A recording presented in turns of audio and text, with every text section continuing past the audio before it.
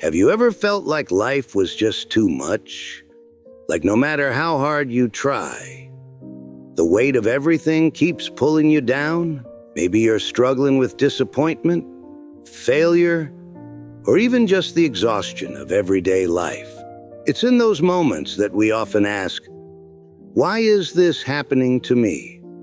Where is God in all of this? If that's you, you're not alone.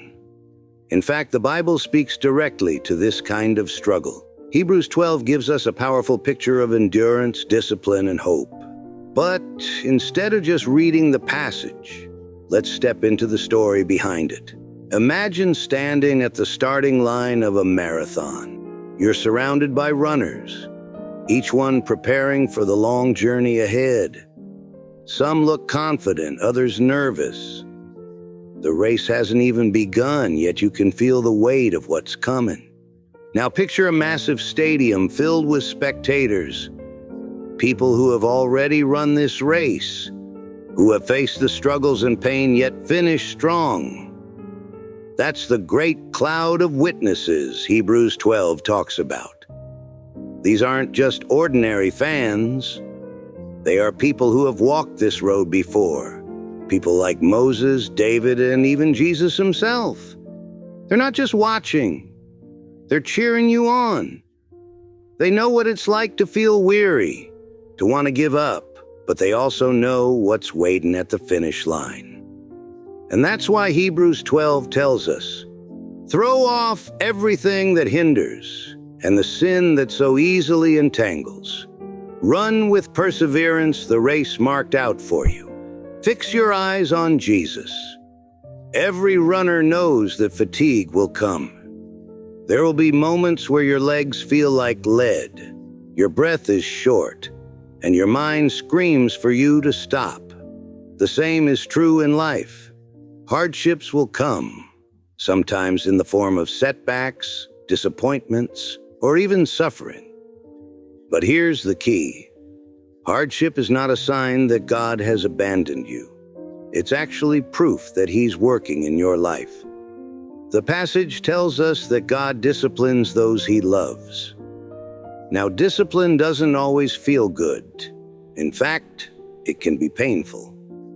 Think about an athlete in training. They push their bodies to the limit, not because they enjoy the pain, but because they know that growth only comes through struggle.